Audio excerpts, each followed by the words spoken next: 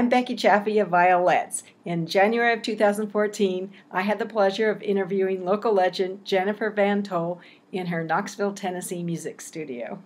I've heard all about your music program, but I don't know anything about your music background. How did you get interested as a child growing up?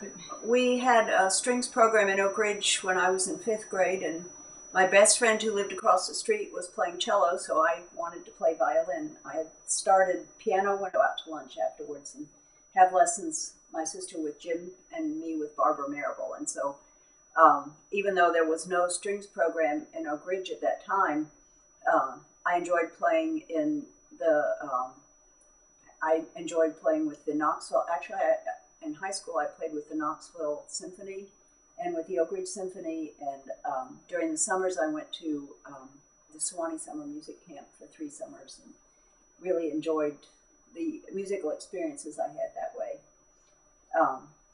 And then I went off to Indiana University and studied violin and music, and they had an exchange program with Hamburg, Germany, and I'd always wanted to travel. So wow. I went to Hamburg, Germany and studied at the conservatory there and at the university. And playing string quartets, I met a cellist and we fell in love, and I got married and stayed in Germany for 13 years. And I taught in a gymnasium there and had a youth orchestra, taught privately, and had 3 children.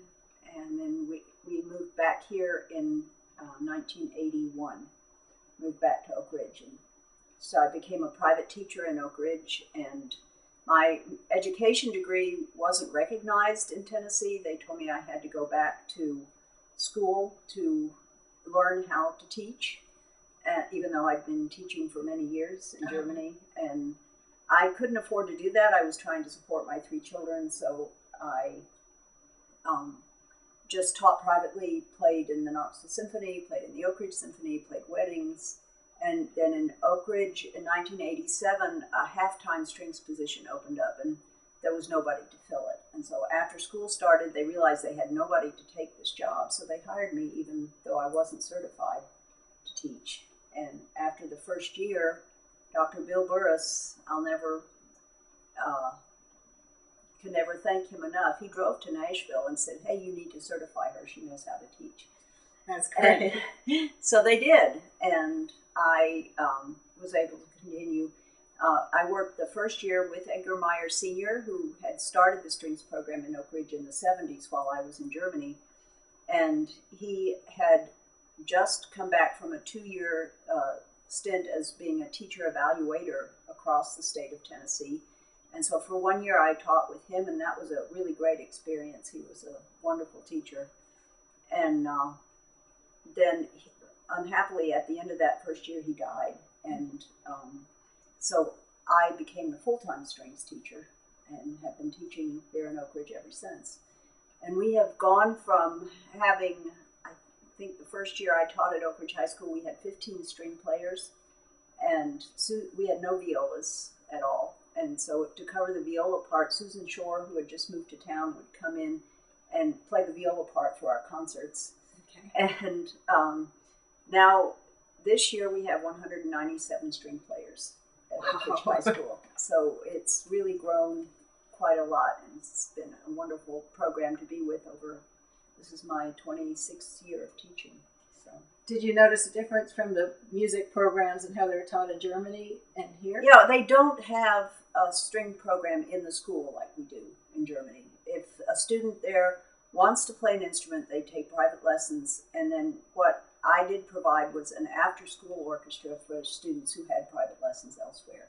And we had 15 to 20 students that we played strings with that had in our high school there had private lessons elsewhere. But the idea of teaching students in groups in the school is completely unknown over there, and they've been very fascinated to see the people I know there, to see the things that we can do here. Still today. Most of our students don't have private lessons. They just play at school, and how did you create this interest? Well, what do you do different than? I don't really know. I think having teacher continuity, have the same teacher year after year, and Also, we do trips. I think some of the kids stay in orchestra because they want to. This year, we're going to Disney World to a competition. We have gone to New York and played in Lincoln Center. We've been to Chicago and played in Chicago. We've been to Washington, D.C. You not only have a large group, but you created an award-winning group. What are you doing? Well, we just had a big success this last Saturday. Not only do we compete as a group when we go to these competitions, but the students in the orchestra have the chance to compete individually. In January, this last weekend, we had our tryouts for the All-East and All-State Orchestra. And this year we have 36 students going to All-East, which is a really large number. There are 114 spots, and Oak Ridge High School took 36. And we have 10 students going to All-State Orchestra. So that is, I was really proud of these kids that tried out this last weekend, and so many of them managed to make it into the orchestras.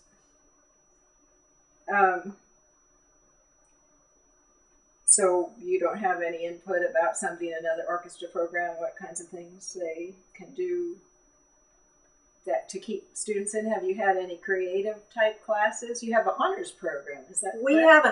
We have an honors program which enables students to they have to do extra things in 5 areas in order to qualify for honors credit, which if they have an A in orchestra, then they can get a 4.5 in their grade point average rather than a 4.0. And it makes us more the difference. Competitive with... You're able to get the top students, because right. my kids couldn't take a few classes, really bonked them in their GPA. Yeah. Because there wasn't an honors like... Well, we have the honors orchestra at 4.5. They have to keep a practice log. They have to write a paper. They have to try out for all these. They have to play a solo with the orchestra.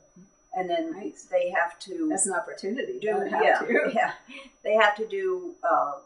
they have to pick for the 5th thing. They have to pick between having private lessons or... I really encourage violin players to switch to viola for 9 weeks because... Or violas can switch to violin. The instruments are played just the same. Right. The technique is the same. All you have to do is learn to read the clef. And you can do that within a 9-week period, and then students can say that they can play another instrument and play both. And we've had a number of students go off to college and want to be in the college orchestra and hear, we have scholarships for viola, but nothing for violin. And one girl who was wanting to go to Davidson College in South Carolina several years ago came back and told me, well, they gave me $5,000 a year if I'll play viola in the orchestra, and they're providing the viola. Yeah. So she was really happy about that. So learning to play viola in addition to violin is something I really encourage them to do.